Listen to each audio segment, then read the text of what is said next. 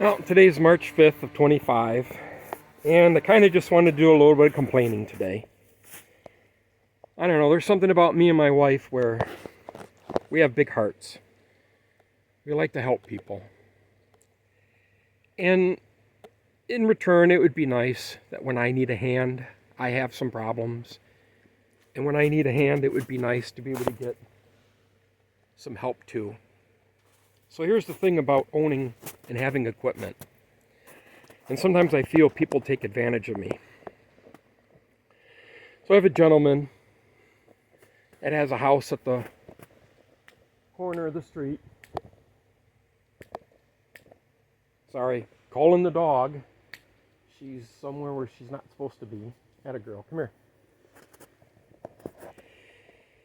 And I've mowed the yard for him a few times. He lives quite a ways away. He uses it as a rental. And I kind of keep an eye on it for him. And yesterday, he showed up. He had taken off because of the bad weather we were having. He came back, and he needed some snow cleaned out of the way.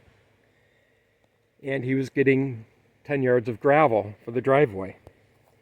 So I took the snow pusher off and put the bucket back on and cleaned up some snow. Of course, it was 40 some degrees yesterday. It's pretty near 50 now. Beautiful, actually.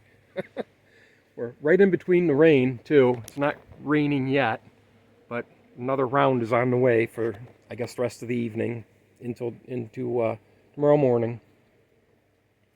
So as you can see, my tractor's nice and dirty, muddy, because there's a lot of mud in the yard from everything they've been doing when they started doing stuff in February. So I go over there and clean up everything and move dirt for him. Got some railroad ties. He was making steps. Dug out some of the steps area for him so he could make these steps going up into the house from the driveway instead of having the people have to walk up a hill.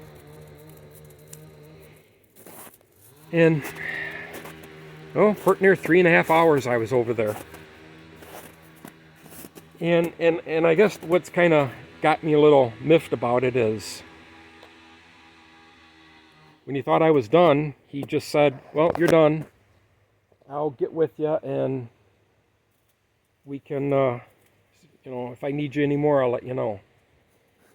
So this thing holds 14 gallons of fuel. I used 1/4 of a tank. It has oil in it, and and a nail. I just found a nail in my tire. Yippee! Now I got to get that fixed. Yay! That's what I was afraid of too, because of all the stuff he's been doing there. I was afraid of a nail. So now, don't want to pull that out in case if it went all the way through, or if it's just stuck in the tread a little bit. So. Don't want to pull that out until ready. Dang it. So now that's something else now I have to repair. So I guess just getting at it is, people want to use you for stuff. And I don't know if I got something dripping there. That's something on the oil pan. I'll have to address that, see what that is. Yeah, I do. I got something on the ground. I'm leaking something now. Gosh dang it. Oh. Well, I guess, my fault. Maybe I should have said, sure, I'll come over and do that for whatever, or this much an hour. Part of his comment was, well, I thought I'd call you because I would have had to rent a skid steer and then bring it all the way over here, and I didn't want to have to do that. So that kind of left me to believe that, well, I was going to be compensated in some manner. So I'm kind of the kind of guy that I like to help people, but when I don't know what to do at the end when I help somebody. I kind of leave it to them, and that's my fault, I guess. I leave it to them to decide what they're going to do. And so here I am complaining about helping people, and I feel guilty. I don't mind helping people, but yet when you have something like this and you get asked all the time, I have a lot of people stop. And I've had people ask me if they can use the tractor. This is a $30-some thousand machine. No, because if you break it, it's bad enough if I break it. But I'm not going to let somebody get in this thing and tear it up for me.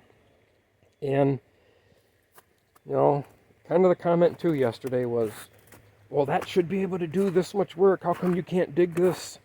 Well, the ground was frozen, but you know what? That's the other point too. I don't want to bust this thing up. I have to have somebody come and take it then. And take it somewhere to get it repaired. Or I have to call a mobile repair service to come and look at it. So, that's part of the dilemma too. Yeah, now I'm worried how many nails I have in the tires. Hopefully it's just in the tread, but I have a neighbor that works at a tire shop. I'll consult with him first and have him pull it out. That way maybe he's ready to do something, or I can pay him to bring their mobile repair truck over. I don't know if... Never knew if you could repair a tractor tire or not. It's probably not in the tire. It's probably in the tread, because most of the nails sticking out, and it's a roofing nail. They're not usually all that big. But, just that. There's a cut here. And, I don't know. Just a little complaining about... It's not the way it used to be. Used to have friends that, would be willing to do and help you whenever they could. And just like me, if I can help, I will. Or I'll let you know when I can help. And just, I don't know, to be so presumptuous just to call me and say, hey, I'm on my way up over there. I need this done. I'm a planner. I like to plan things. I try not to do things, or I don't usually do a lot of spare of the minute stuff. I plan. So if this was me, I would have called a few days ago and said, hey, this is my plan and my intentions to come up here and take care of this and do this. And now the other thing is too, now I'm the one that has to clean this.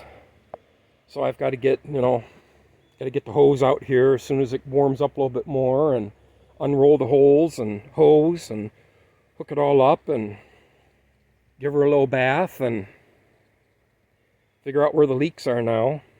I guess that's what I hate, is that I didn't have a leak and now I do. So something's dripped there. I don't know if it's coming from the oil pan, so it's probably oil. So that's my gripe for today. I don't know. I have mixed feelings now when people ask me. I hate to say I've been burnt, but I have. I've been burnt so many times by people, giving somebody a hand and then never giving anyone, or never being able to get a hand back. And then money. Got a guy that I've been dealing with for just over a year now. Over $2,000 I lent him so he could do something for his business, and promised to pay me back immediately, and I've been trying ever since. Promises me that he'll take care of me, and then I never see him. He doesn't show up. Won't answer my phone calls. Won't text message. And then all of a sudden I get a hold of him and gives me some excuse and promises me that he'll get it taken care of. And that day comes and goes and still not taken care of.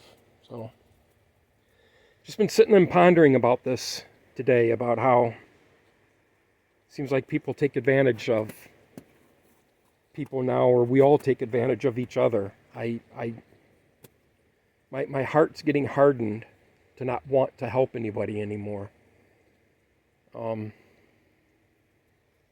It just, I don't know. People look at you and they say, well, you have, this many vehicles, you have a tractor, you have this, you have land, you have, different things, and you must be rich. And my wife's got a really, really good job, and I had a good job. And we work 60 hours a week to try and enjoy these things, or so that when we retire, we can enjoy things. And I don't know, people just look at you and say, geez, but I don't have fancy pickup. I don't have great big tires on my pickups and all jacked up, and I don't have $40,000 side-by-sides. I just buy, we buy what we need and what suits us and what we can afford too. A lot of things we still have payments for. A lot of things are paid off. But that goes with, we work hard too. And I never, I don't look at somebody and say, oh, you got a lot of money. It's just, they working hard for, get over here. They're working hard for what they have too. I don't know.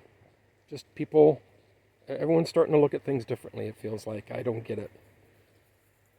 Oh, that's my rambling for today.